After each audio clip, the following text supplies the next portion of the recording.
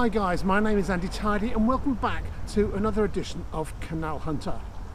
This is series 6 of Canal Hunter and we are taking a look at the lost canals on the Dudley side of the Netherton-Dudley watershed, in particular the Dudley Canals and the Stourbridge Canals. In our last episode we explored the remains of the Gads Green Reservoir by the Netherton Tunnel. And this time we've come to Blowers Green and Parkhead. This is the point where the water from the Gads Green Reservoir flowed into the canal system. It was a tortuous route, it just about made it, and it came through Baptist End and Netherton. I can't find any remnants of this old feeder line, but it became redundant when the BCN and the Dudley Canals merged and a water supply was able to be created through the Dudley Tunnel. Now this whole episode is devoted to Parkhead, and if you don't know where it is, don't worry, you're in good company. It's one of the most obscure gems on the BCN. The site sometimes hosts canal festivals, and they are absolutely spectacular, probably the finest canal festivals in the region. The problem is, no one can find it to come and visit. Bit of a shame really. Anyhow, we're going to unpack Parkhead because in a way it's the very hub of this section of canals and the lost bits that radiate out from it. Now before we go looking at Parkhead itself, maybe a bit of historical context wouldn't go amiss. So this is the talky bit. There was always a desire to connect this area of the Black Country with the Staffs and Worcester Canal down at Stourbridge. Attempts were made to put a proposal to Parliament for a canal all the way from Stoughton up to here, but in the end, by the time it was approved, it was split into two projects. The Stourbridge Canal that came to the bottom of what we now know as the Delph Locks, and then this one, the Dudley Canal, that came all the way through to Blowers Green. This section of canal was finished in 1779, and the pump house that you can see behind me is a much later addition built in 1890. It wasn't long before the proprietors of the Dudley Canal realised that there would be enormous economic benefit if they created a direct link from here to Tipton on the other side of the hill. The problem is the hill, of course. So they decided to dig a tunnel, and to save building a tunnel all the way through, which was nearly 2 miles, they recycled one of the coal mines which Lord Dudley had already built. And that saved them a fair bit of digging. But even so, the tunnel link wasn't completed until 1792. That was 13 years after the canal itself reached Blowers Green. And in order for the Dudley Canal to reach the Wolverhampton level, they had to come up through a further 3 locks. And they built these here at Parkhead, and they created Parkhead Basin at the top, which was both a marshalling yard for boats going through the tunnel and also a starting point for 2 distinct branch canals, the Pensnett and the Grazebrook. Now the Dudley Tunnel was without doubt an unqualified success.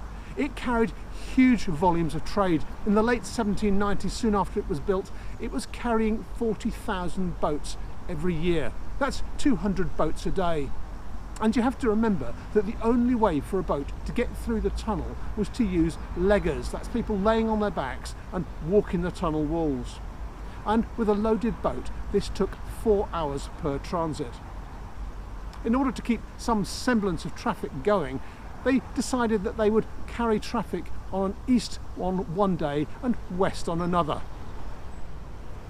This must have been busy because it justified the construction of both a new tollkeeper's cottage and his office, and these still stand beside the bottom lock.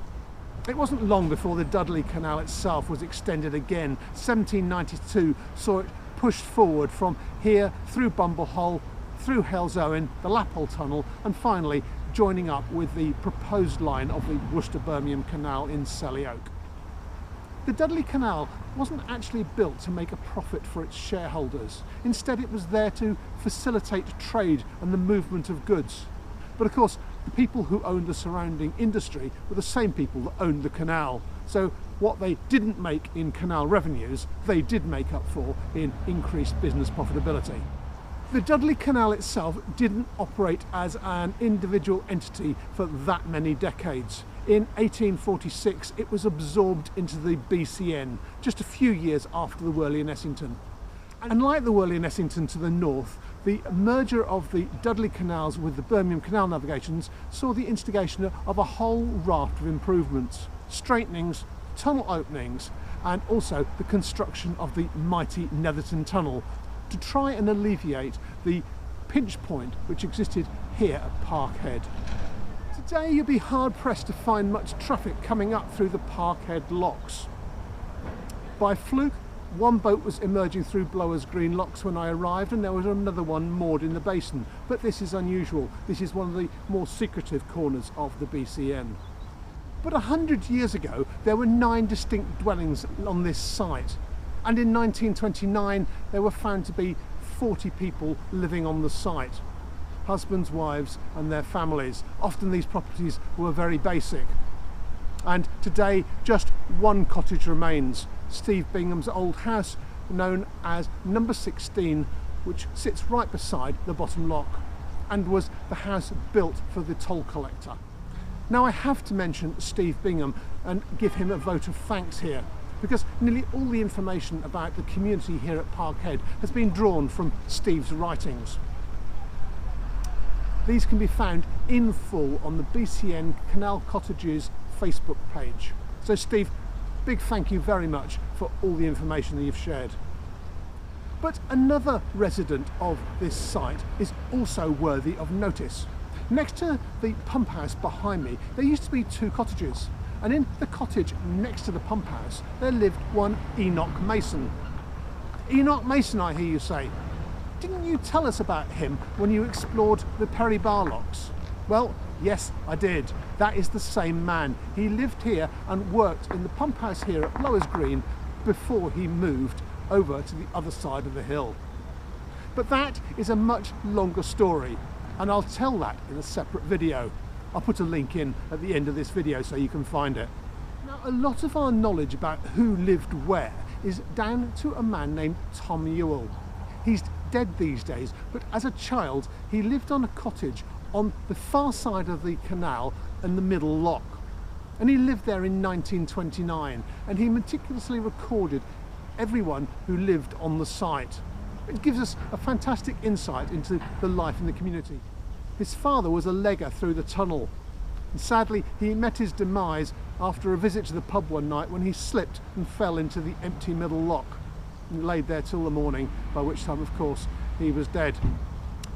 The Ewells moved on, the cottage fell into disrepair and was finally demolished in the 1930s. Anyway, enough of the historical overview of both the site and the people. Let's go up into the Parkhead Basin and have a look at what we can see there. You may have wondered why Parkhead itself has featured on my Lost Canals when all there really is the Grazebrook arm, which is half in water, and the Pensnett, which will feature next week. The reality is this area was scheduled for complete abandonment when the canals were nationalised in the 1940s, and it became overgrown and was formally abandoned in the early 1960s. But a local group of enthusiasts pulled together in a group which became ultimately the Dudley Canal Trust, and they set about having this decision reversed. No sooner had the tunnel been formally closed to traffic, they started to run hugely popular trips on old day boats through the tunnel, and then they accumulated a massive local following of enthusiasts. And on any given weekend, hundreds would descend on the site here at Parkhead, and they dug out 50,000 tonnes of silt. They also swarmed over the locks, emptying the debris and rehanging gates. And in the end, the canal and its basin became what it is today. The problem is always Parkhead is so hard to find. But if you make the effort and get here to the Parkhead area, this is a fabulous place to come and see some old bits of industrial canal infrastructure.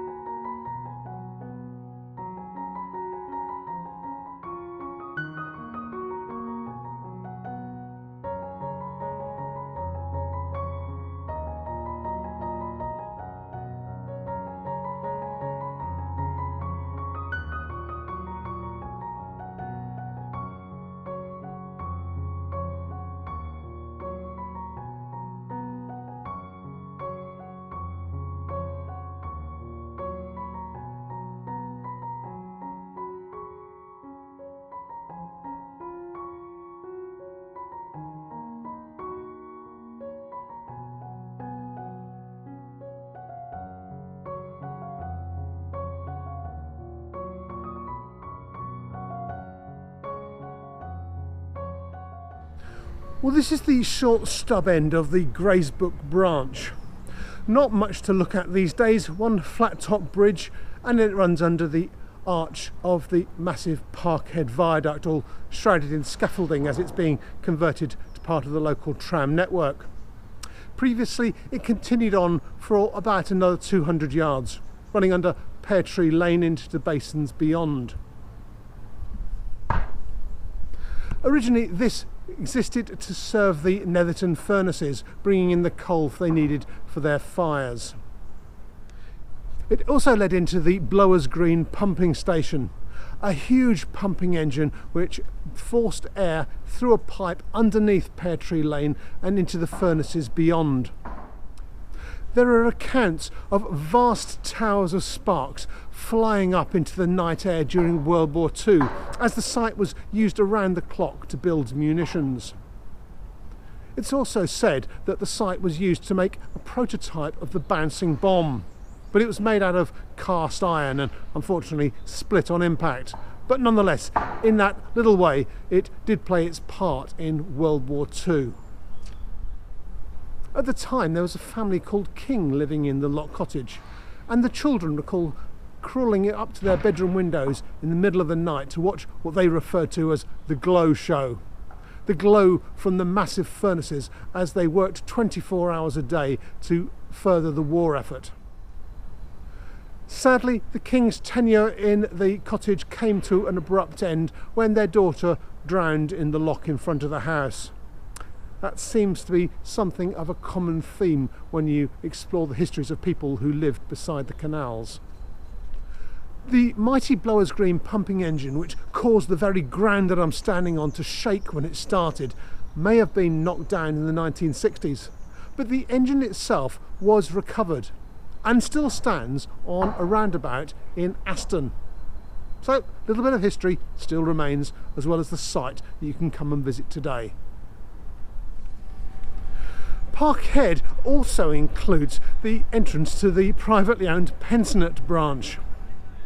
This was another private canal built by Lord Dudley in order to reach some of his commercial concerns a little bit to the north. This little lock-free canal ran for 1¼ miles and it was built in 1840. Continued to operate through until 1950. But I'm not going to go on about that one because that canal deserves an exploration all of its own. And that's where we'll go next. But I can't leave the Parkhead area without at least visiting the portal of the mighty Dudley Tunnel. This is the tunnel which links the western side of the watershed through the hill into Tipton beyond. It's 1.7 miles long, and even today it is the 5th longest canal tunnel ever built in the UK. And whilst through traffic isn't freely permitted on account of its extremely reduced height, it is still the 2nd longest navigable tunnel in the UK. In case you're wondering, Stanage up on the Huddersfield Narrow is the longest. Traffic was so busy and the need for the tunnel was so high that they set up a one-way travelling system. On the odd days of the month, you could travel from here at Parkhead through to Tipton, and on the even days you could come back from Tipton to here at Parkhead. What they did when the month had 31 days, no one quite seems to know, but maybe I'm overthinking these things. These days, subsidence in the tunnel, which was a perennial problem, means that the air draft, or the distance between the water level and the ceiling, is so low that standard height narrowboats just can't make it through. Only the lowest of boats can crawl through. But you can get organised trips from the far end on the Dudley Canal Trust boats, and periodically they do through trips all the way through from Tipton to here at Parkhead. Well worth the trip if ever you get the chance. So for now, thank you very much for watching. Next time we're going to go down the Pensnett Canal, but until then, happy hunting and I'll see you soon. Cheerio.